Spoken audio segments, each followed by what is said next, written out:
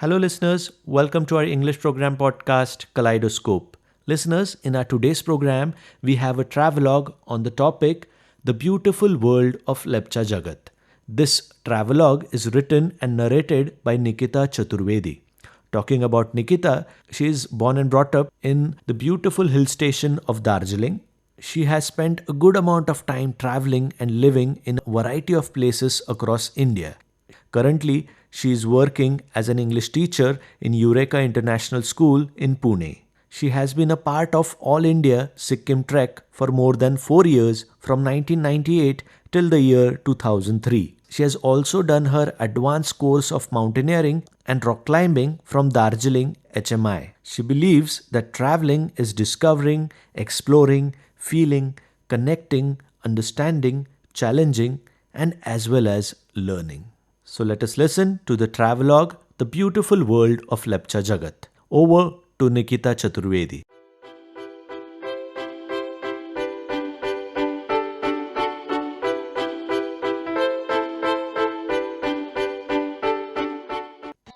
Lepchajagat, a wonderful world amid nature and a wilderness. Every country in this world is unique. The geography of India is extremely diverse, with landscapes ranging from beaches, deserts, mangrove forests, hills, and snow-capped Himalayan peaks. The most populated, largest democracy in the world, India has some breathtaking valleys, mountains, lakes. The valleys and mountains of Kashmir, Ladakh, Darjeeling, Himachal, and Sikkim are widely visited by tourists. According to a survey, India ranks 7th in the list of the most beautiful countries in the world. The list is prepared after assessing the natural wonders in each of these countries. India, the third largest country in Asia, is home to some of the most beautiful wonders of nature, yet most of us stick to the same old places. The reason behind this is lack of awareness about the unexplored places. There are many offbeat places in India which are totally breathtaking. As a solo traveler, I always love to explore new places, or you can say new culture or new foods. Today I am going to take you through the journey of Lepchajagat, which I recently visited. Lepchajagat is a pretty little hamlet located in the wilderness at an altitude of 6,956 feet, about 19 kilometers away from Darjeeling in the state of West Bengal. Although it's quite close to Darjeeling and only take about an hour by taxi, it has its own world, peaceful, silent, and decorated with Himalayan beautiful flowers and plants. Lepchajagat is an ideal destination for romantic gateway for exhausted city dwellers or anyone who enjoy spectacular views of Kanchenjunga, vast expansion of grassland, sights of forest, and beautiful flowers and birds are quite welcoming. As the name implies, the Lepchajagat was formerly a Lepcha tribe settlement. The word Jagat actually means the world, so it was the world of Lepchas. Later on, the West Bengal Forest Development Corporation took control of the region. Lepcha Basti, as the local says, started out as a settlement around 20 Lepcha families on a stretch of motorable road between Ghum and Sukia Pokhri. In 1801, when the tea estates around Darjeeling began to flourish, members of the Lepcha community moved to Darjeeling and its surrounding areas to find the work. Almost every family in Lepchajagat can trace their ancestry to someone who worked as a laborer in one of the many tea gardens that the region is now famous for. The plantation owners wanted a local workforce who were willing to work on low wages and were also conversant with the heavily wooded hills and their mysteries. The Lepcha tribals fitted the bill perfectly. Eventually, few of the Lepcha families chose this tract of pine and fir covered hillside to build a community, and that is how Lepchajagat, literally world of Lepchas, came to be. After independence, the tea estates fell into the throes of mismanagement. As trade dwindled, the growing community was left to figure out alternate livelihood. Increased the connectivity and the tourism explosion in Darjeeling pushed the travelers to find untrodden destinations around Darjeeling. With no notable points of tourist interest, Lepchajagat where one can relax in the magic that is of slow living, walking around a village, striking up conversation with the locals over a cup of chai, what they call the noon chai. They add just a bit of butter and a salt in your regular tea. And hiking in the mist-clad woods, birds watching, learning about many species of orchids, or you can say in local language it's a laliguras, and other flowers. Gazing at the jewel-like adornment of Darjeeling after sunset, a weekend in Lepchajagat is a lifetime experience. The misty forest of Lepchajagat seems decorated with a blooming laliguras in local language, in season, and varieties of wildflowers that grows on mossy rock beds, and there are always fluttering butterflies settling on the bushes. Mornings at Lepchajagat are welcomed by birdsong. There are plenty of Himalayan birds like Himalayan munal, black-necked crane, bulbul, Himalayan blue-tailed, large-tailed nightjar, vulture.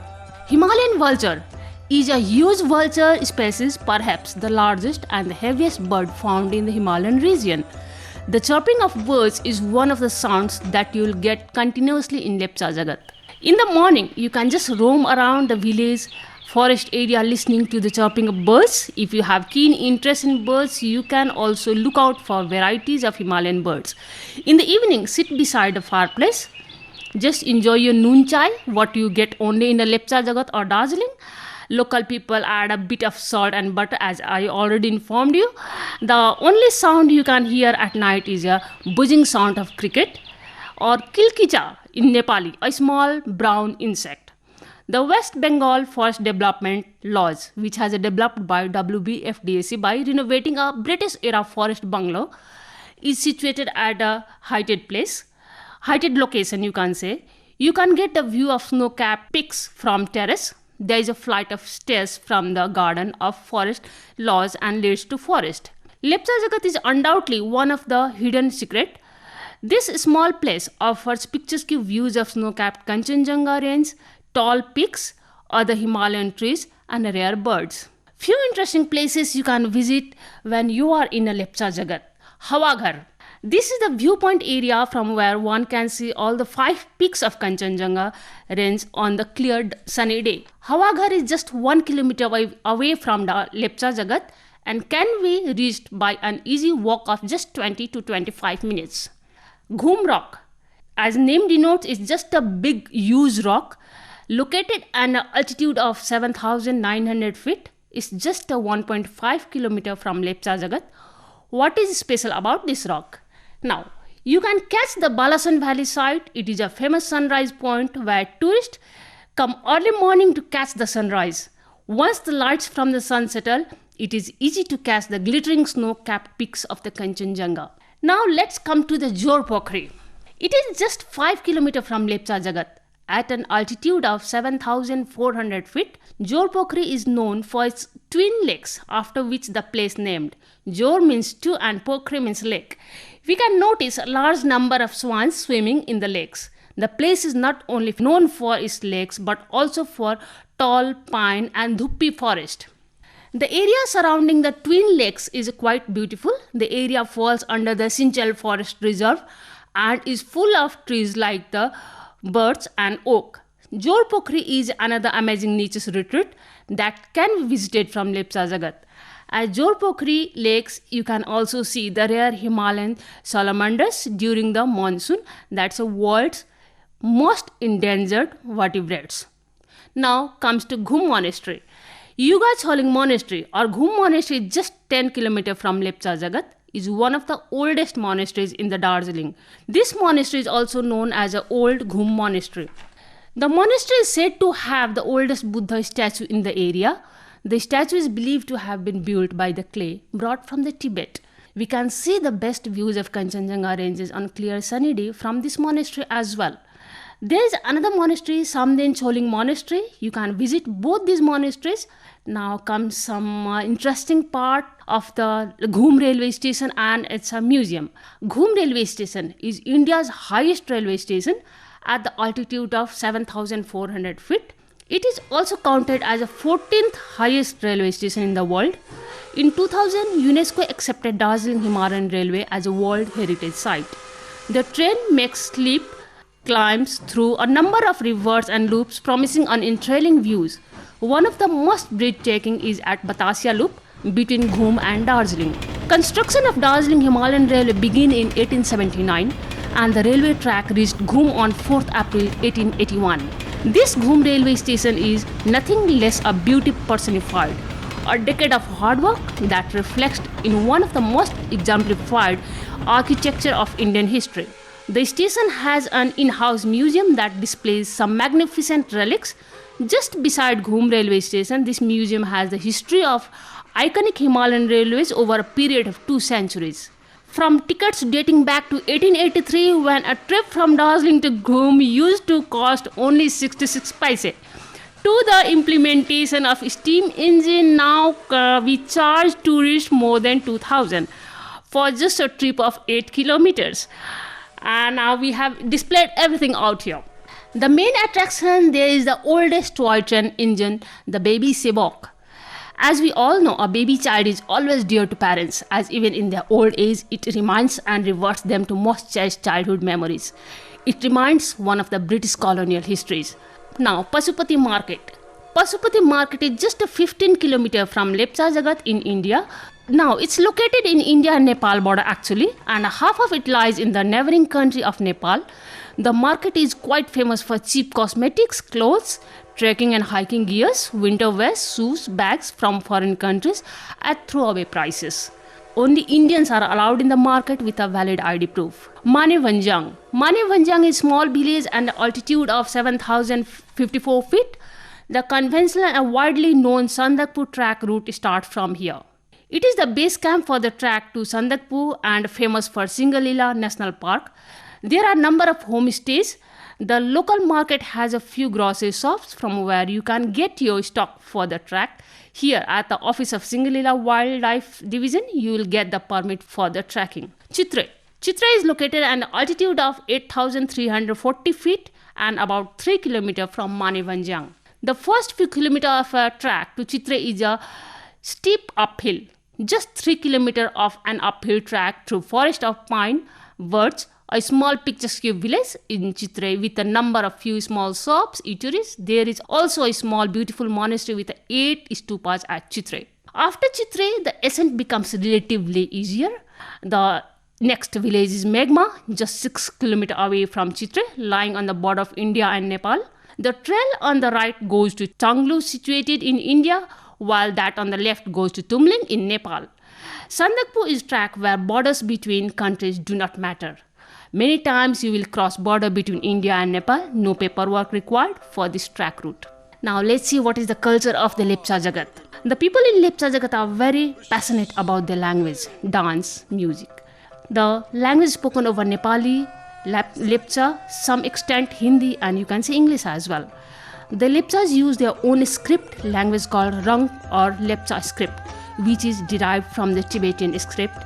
It was developed between 17th and 18th centuries, possibly by a Lepcha scholar named Thulung Munsulung during the reign of 3rd Chogyal, Tibetan king of Sikkim. Lepcha is considered to be one of the indigenous languages of the area. Dance. Chhu Bhat. Chhu Bhat is the folk dance of Lepcha community, where they worship the snowy range of Mount Kanchenjunga. It is performed to please the mountain god on the 15th day of 7th month as per the Buddhist lunar calendar every year. Lepcha folk tunes and music are based on the various natural sounds and the voice of animals, birds, insects, and chants by male and female priests. Lepcha folk dance are also inspired by the movement of animals, birds, and fishes. Lepcha music band members use traditional Lepcha instrument, a ranger, which is basically a drum fashioned from a hollow tree trunk, a puntong, a flute with 4 holes, and a tumlung, which might be compared now what you can say is a 3-string mandolin. Now let's see the food habits. The food at Lepchajagat, or you can say Lepcha cuisine, is mild, not as spicy. They mostly use fresh fruits, vegetables, millets with flours. Tongba is widely consumed. It's a millet-based beverage found in the mountain regions. It is traditional drink, even it's been used in the religious and traditional occasion as well. Religion. The Lepchas regard Kanchenjunga as their guardian deity. They believe their earliest ancestors were created from the snows on the summit of the peak, which towers over their homeland. Moon or Moonism is the traditional animist religion of the Lepcha people. It predates the 7th century Lepcha conversion to Lamistic Buddhism, and since that time the Lepchas have practiced it together with the Buddhism, and many converted into Christianity. Lepchas have profound knowledge about the plants and animals in their surrounding areas. Lepchas live on rearing large number of cattle and cows besides cultivation of agriculture and horticulture crops. The place become more beautiful because of the people there. The people are so friendly and helpful. Madam, jungle mein na janu hai tapai. They warned me not to go in jungle. I was really very excited about visiting the jungles and all. So, madam, jungle na janu hai. I always try to ask them why not to go. They always say, madam, jungle na janu hai. Don't go in jungle. They advise out of care whenever they see when I'm stepping out. In between the tracks, many times I was offered noon chai. Chai, what they offered me with a bit of salt and a butter added with a distinct taste. They refused to take any money. Tapai hamro pahuna hununcha. Pardaina. That means you are our guest. That was all they said with a smile on their face. My journey of Lepchajagat was over. I just roam around the area, mesmerizing nature's beauty. Lepchajagat just a place to relax, feel the nature's majestic views, and you can be just simply by yourself. The nearest railway station is NGP. Nearest airport is Bagdogra Airport. It takes about 4 to 5 hours. You can get a shared jeep from NGP or Siliguri. The sumos going toward Darjeeling will drop you at Gum. From there you can take another shared jeep or hire a full car. Now, best time to visit Lepchajagat. Lepchajagat, you can say its best time would be the March and May. The spring and the summer months between March and May are perfect time to visit Lepchajagat to beat the heat of the plains. The weather remains cold, breezy in the morning and a bit cold in the nights. Few things to remember while on trip to Lepchajagat. Now, the most important, the mobile. Number 1, mobile signal. Indian mobile networks mostly do not work in the track route. One might get intermittent network work is available at Manivanjang and once you reach Srikola. At some places, Nepal mobile services are available and your mobile towers might switch to Nepal international roaming. So be careful before making any long calls. ATM. There are no ATMs facilities available nearby. Now, if you are fond of doing shopping in new places, please do carry the enough cash. The closest ATM is at Sukia Pokri, so carry enough cash while on trip. Electricity is not available. The people use solar panels for their minimal power needs. The homestays lodge owners can charge their mobile phones or camera at some minimal cost. Clothing, accessories and medication. Lepchajagat can be quite cold during the winter months. Carry enough warm clothes, jackets, scarves, gloves. Use comfortable shoes. Carry extra pair of socks. It is also better to carry rainwear as we can't predict anything about the weather in the mountains. General medicines like pain spray, antiseptic creams, some common medicine for cough and cold, pain and stomach upset should be it's essential with you. At last, be kind enough to leave the things where it belongs. Unnecessary plucking the plants or disturbing insects, birds, animals is strictly no-no. Be respectful to the mountains, nature, people. Avoid disposable plastic bottles. Instead, carry a bottle with you and keep refilling it. Do not litter. Don't throw plastic trash on your way. As a responsible traveler. As a traveler visiting a new place, the code of conduct etiquette means that even if it's permissible to take part in any activity, your actions should be aligned with the locals. Maybe as traveler, we are not very much aware about the potential importance of religious, cultural, traditional or environmental sites. It's best to show respect to local traditions, belief, custom, people. While the local cultural tradition may have rules out of step with your, which is out of your belief, understand that behavior or jokes in one part of the world simply do not work when used in other parts of the world. Nothing teaches you more than exploring new places, accumulating experience. Travel makes you realize that no matter how much you know, there is always more to learn. So traveling is still the most intense form of learning. Traveling gives us our greatest stories, our most cherished memories. It teaches us about ourselves, about other people. It broadens our horizons, and just like a reset button, it forces us to refocus on what really matters in life. In our next episode, we'll explore some other new places, learn about tradition, culture, music, food, and of course, the people out there. So, happy traveling!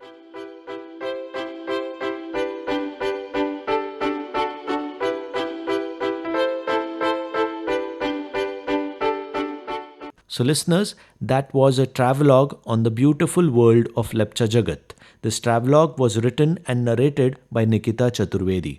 Hope you enjoyed this program. We will be back with another exciting program. Until then, thanks for listening and please stay tuned as our next program follows.